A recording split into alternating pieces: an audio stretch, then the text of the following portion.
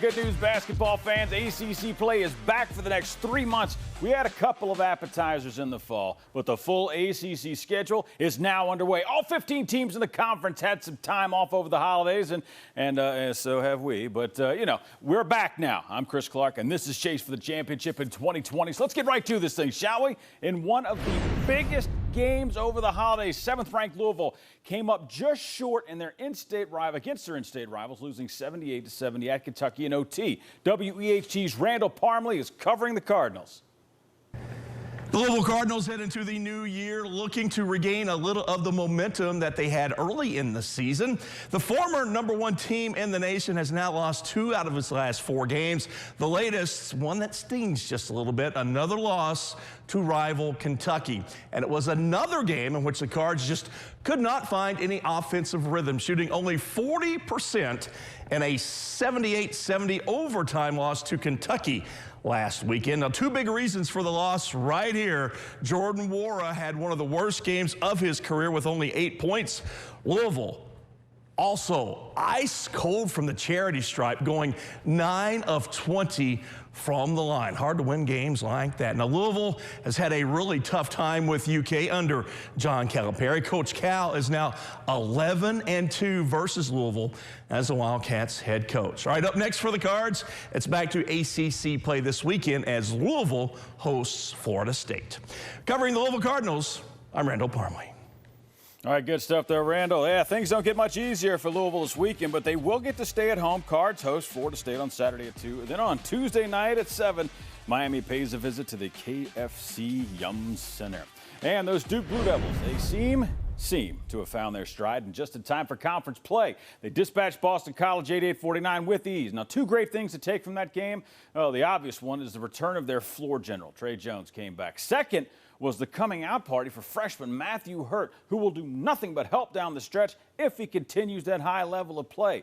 Duke got their 300th victory of the decade and its 899th all-time at Cameron Indoor. It's a team where everybody knows that what they do can contribute to winning and that it's important. And that's why I've said from the start, it's more of an old school team. We have depth and we have good attitude, really good attitude, and they're working hard. And you can tell that they pull for one another.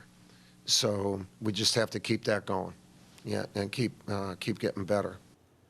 Scary to get better, even though they're not #2. That's going to be an incredible team in about a month. All right, Duke now going to hit the road 2 in a row. Blue Devils visit sunny Miami for an 8 p.m. tip-off with the Hurricanes Saturday night. And then on Wednesday, Duke visits Atlanta to square off against Georgia Tech. That one is at 9. Eagles, they have a whole week to recover after that New Year's Eve game at Cameron Indoor Stadium, and they'll need the time to prepare. Virginia coming to Chestnut Hill Tuesday night at 7.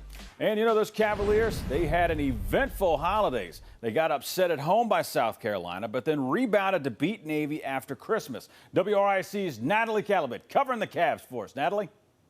2019 was a banner year for the Virginia Cavaliers as they brought home the program's first national title. UVA turned the page to 2020 by winning its final game of December, beating Navy by the 65-56 final on Sunday.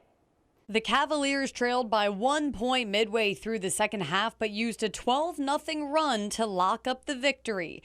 Braxton Key was UVA's leading scorer with 15 points and also added 7 rebounds. Mamadi Diakite scored 13 points, and Kihei Clark added a double-double of 10 points and 13 assists.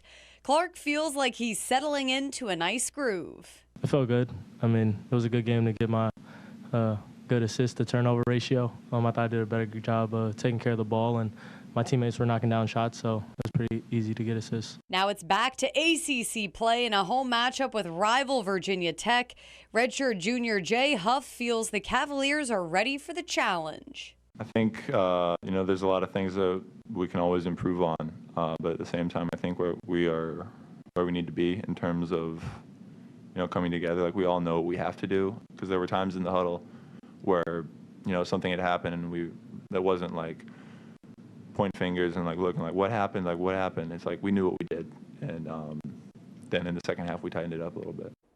Tip-off of Saturday's Commonwealth Clash at John Paul Jones Arena is set for 2 o'clock. Covering Virginia, I'm Natalie Calabat.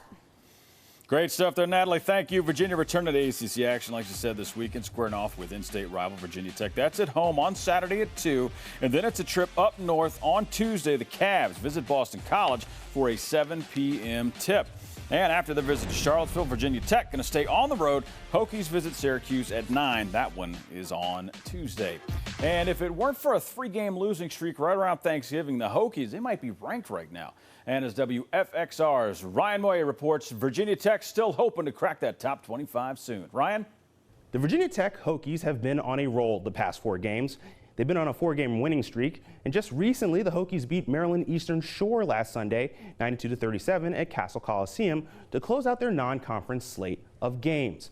The Hokies improved to 10-3 overall and 1-1 in conference play. They've also hit another milestone in reaching 32 consecutive home victories against non-conference opponents. In their game against Maryland Eastern Shore, they also only recorded 2 turnovers versus the 1-14 Hawks. Redshirt freshman guard Landers Nolley also recorded his first ever double-double with a team high 18 points and a career high 10 rebounds. Nolley has led Tech in scoring in the last 9 games, while freshman guards Hunter Couture notched 17 points and Tyrese Radford had 13 points, each recorded career highs against the Hawks as well. Forward John Ojaiko had career night as well, dropping 15 points in the game. The Hokies bench also came up big in scoring, a combined 49 points in the win. What's wild is that the freshman tallied 79 of Virginia Tech's 92 points. This was Tech's largest margin of victory since 2011 against Mount St. Mary's. This win is particularly important because they meet their in-state rivals this weekend. The Hokies travel to Charlottesville to take on Tony Bennett and the Virginia Cavaliers in the Commonwealth Clash at John Paul Jones Arena. Covering Virginia Tech, I'm Ryan Moy. All right, great stuff there, Ryan. Thank you. Florida State wasn't waiting around for the new year to start ACC play again. WMBB's Courtney Mims taking a closer look at the Seminoles' New Year's Eve showdown against Georgia Tech. The Florida State Seminoles ended the decade on a high note with an ACC win. The team beat Georgia Tech 70-58 on Tuesday afternoon, their 15th straight home victory. The Noles defense was what propelled them to win this ACC matchup. The number 18 Seminoles blocked 9 shots and had 11 steals in the game, and that's no surprise from the team that currently leads the conference in steals with 9.6 a game. Not only that, but the team was without starting guard MJ Walker and backup center Balsa Koprovisa to minor injuries. Devin Vassell led the way for the Noles with 14 points and 9 rebounds. FSU head coach Leonard Hamilton said after the game that he thinks wins like this will help the team moving forward. I've been saying for a number of years that our system is such that we have to win games by committee. And I thought it was very evident today that that was one of the reasons why I thought we were able to pull this out, because I thought our guys came together and everybody contributed. Up next for the Seminoles, they will take on the number 7 ranked Louisville Cardinals on Saturday. Reporting on Florida State, I'm Courtney Mims. All right, thank you, Courtney. Great stuff. And next week for Georgia Tech, looks like a college basketball gauntlet. Yellow Jackets are going to head to Chapel Hill to face UNC on Saturday at 6, and then they'll return home to host Duke on Wednesday. That one tips off at 9. And, of course, a trip to Chapel Hill this season might not be as intimidating as maybe years in the past right now. The Tar Heels plummeted out of the rankings when they lost 5 out of 6 games starting on Thanksgiving Day. But as WNCN's Alyssa Ray reports, UNC is now coming off back-to-back wins, looking to get back on track. It was a tough stretch for the Tar Heels, dropping 4 straight games before picking up wins over UCLA and Yale. What's worse is an already young team can't seem to stay healthy. Star freshman Cole Anthony remains out after undergoing a procedure to treat a partially torn meniscus. He's not expected to return for another 2 to 4 weeks. He averaged 19 points through the first 9 games. In the win over Yale, guard Anthony Harris left the game with an injury. Roy Williams is set to have an update on Harris's status tomorrow in the press conference. The freshman averages 6.8 points per game. But it's not all gloom and doom for the Tar Heels. Williams hit a massive milestone Monday, winning his 879th game, tying Dean Smith for 4th on the all-time career wins list among D1 coaches. A win Saturday against Georgia Tech, and he will pass the legendary coach. Cole Anthony did suit up for practice, though did not fully participate, but it's one step closer to getting him back in the lineup. And with back-to-back wins without him, it seems this team is gelling better. As UNC opens its ACC slate, 2 of the next 3 opponents, Georgia Tech and Clemson, are both 6-7 on the season, so the Heels could get an early boost in conference play. Covering North Carolina, I'm Alyssa Ray. Thank you, Alyssa. The Tar Heels stay at home for the next week. They host Georgia Tech on Saturday at 6 and then Pittsburgh on Wednesday night. That game tips off at 7. Football is still the big story for Clemson, but the basketball team is at home on Saturday for a noon tip-off against NC State, and then they've got a week off before they take the floor again. Miami, they're going to be some big underdogs in their next 2 games. The Hurricanes are going to host Duke on Saturday night at 8, and then Tuesday they travel up to Louisville. That is a gauntlet right there. That one tips off at 7 o'clock. And since their opening night loss, NC State has only lost 2 games, and both of them were to ranked teams away from home. The Wolfpack's latest win over in-state rivals App State from the Sun Belt Conference. NC State opened up a big lead just before halftime, and they led by 9 at the break, but the Mountaineers, they didn't make it easy. Didn't go quietly into that good night. They pulled within 2 in the second half before the Wolfpack pulled away for good, going on to a 72-60 victory. Forward DJ Funderburk started the game on the bench for the Pack, but then led the way in scoring with 22. Devin Daniels and Markel Johnson each added double-doubles. NC State head coach Kevin Keats says tough games like that one, they will definitely get them ready for what's next. We talked about in the locker room after the game, every game that we played in the non-conference, or most of them, will certainly prepare us for the rest of our ACC season, and we're excited about it. I like the way our guys responded. It was one of those games that, certainly, if they wasn't prepared or they wasn't mentally tough enough, we could have folded a little bit, and I thought our guys locked in and finished the game. And that Wolfpack's ACC schedule starts again this Saturday when they travel to Clemson for that noon tip-off. NC State then heads back home. They host Notre Dame. That one tips off Wednesday at 7. Meanwhile, the Irish will look to pick up their first ACC win of the season on Saturday when they pay a visit to Syracuse. That one tips off at 4. Then Notre Dame's going to go back on the road for a game at NC State. That one on Wednesday at 7. And after their game against Notre Dame on Saturday, the Orange, they will stay at home. They host Virginia Tech on Tuesday night at 9. WSYR's Darius Joshua taking a look back at the Syracuse Holiday Special.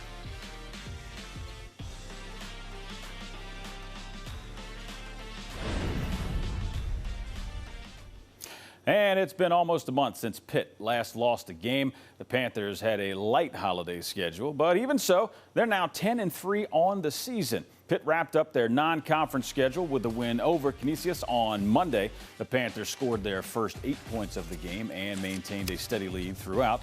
Golden Griffins did close that lead to just 2 in the second half, but Pitt poured it on and pulled away for an 87-79 victory. 4 Panther starters hit double figures in scoring, with Justin Champagne leading the way with 21. Pitt starts their next round of ACC play on Saturday. They're going to host Wake Forest for a noon tip-off. After that, the Panthers will take on the Tar Heels at the Dean Dome. That one's set for Wednesday night at 7. And after their trip to Pittsburgh on Saturday, Wake Forest going to head back home for a matchup with the 18th-ranked Florida State Seminoles on Wednesday at 7:30. The Deacs, they haven't played a game since before Christmas. So as WGHP's Kevin Collin reports, they've had plenty of time to prep for that ACC schedule.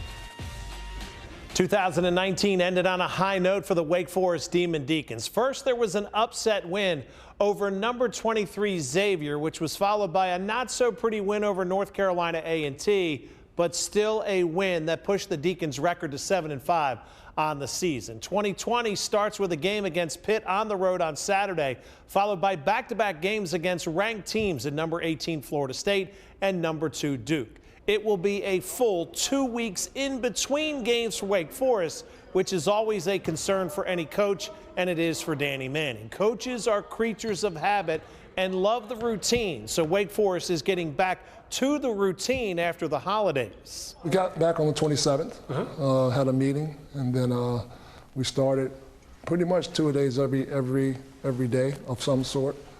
Some days we would come out and practice hard in the mornings and have a walkthrough. Some days we get up shots in the evening, just a lot of it depending on how the bodies felt for our guys and what we thought we accomplished in that first practice session. You know, there were some days on those second day of practice, that second practice, they were a little dragging, you know, and you got to fire them up a little bit, but that's to be expected coming off of the break that we had, or anybody has. You know, also they know that we haven't played in how many weeks has it been now, so they know it too.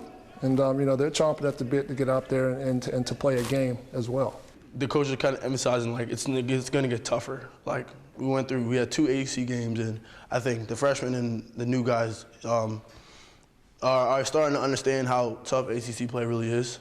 So I think they're really saying that, like, each game is going to get tougher and tougher. Scouting reports, they're going to know everything we do by the end of the season. So at that point, that's when you really have to make sure that you stay together as a team and you play together as a team and you get your extra reps in and get your extra shots up, because those open shots that you're going to have, that might be the only shot you have to take. So, you know, they're really emphasizing that and making sure that each time we're going over scouting report, any details on scouting report, something like that, we're doing a great job of making sure we're locked in and paying attention to detail as well. Obviously, we had a couple tough losses in the first half, and I think we're really trying to go into this non-conference season, making sure that we're going to start off on the right foot. And I think, you know, going to conference play, I think we have this thing where, it's a new season, second half of the season, let's come out and try to win every single game, step on the court and just play as hard as we can. Wake's offense seems to be coming around. The Demon Deacons are averaging 79 points a game in the last 3 games with a 2-1 record in those games. Covering Wake Forest, I'm Kevin Conley.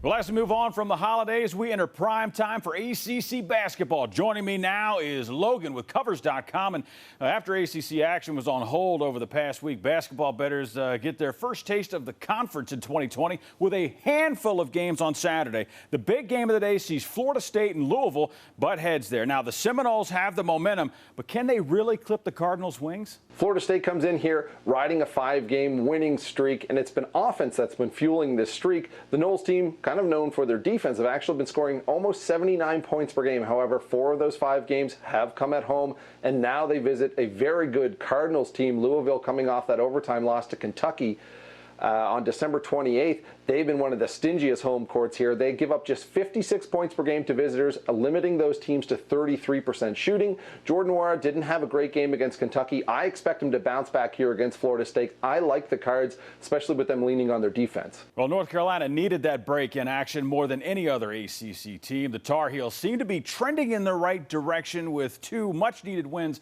before the new year. Can UNC keep it going at home at Georgia Tech on Saturday is the question. It's a matter of survival here for North Carolina, trying to get healthy during ACC play. They did get some good news this week with Cole Anthony returning to practice in a limited capacity. He's not expected back until the end of the month. For North Carolina, though, they closed out the 2019 stretch of the schedule with 2 big wins. However, they're not doing a great job finishing out games. They've actually been outscored in the second half in 3 straight outings. They come into Georgia Tech here. I think they can get the win, but those second half issues, they have me passing on the UNC point spread. And Duke remains atop the conference standings and has taken care of business in recent games, not just winning, but covering some big point spreads as well. The Blue Devils are on the road in Miami this weekend and giving a bunch of points to the Canes. What do bettors like about Coach K's squad in this matchup? Duke has covered the spread in 4 of their 5 December matchups, most recently blowing out Boston College as a 21.5-point favorite. Duke owns an average margin of victory around 21 points, fueled by the 3rd best scoring attack in the country. Unlike last year where they had 2 and 3 superstars doing the heavy lifting, they've actually spread the love around on offense this year. They have 4 guys averaging double figures, and there's 7 players scoring 5 points or more. Now, they do hit the road here, play Miami, that plays very well at home, shoots the ball especially well at home, knocking down 42% of their 3-point looks from beyond the arc at home, and averaging 10 3-pointers made per game over their last 3 games. Given that Miami can kind of close that gap on the scoreboard quickly with a couple of those quick threes, I'm staying away, not laying the lumber with Duke at Miami this weekend. Thank you, Jason Logan, the man crunching the numbers. See you again next week. All right, but that is it for us. Until next week, until next time, and enjoy the action on the hardwood. Top 25 showdown. Yeah, Florida State Seminoles, Louisville Cardinals. That's what I'm talking about right there. Where else can you get that kind of fun? Seriously now. But I am actually out of scripts here, so, I'm going to have to be rolling on.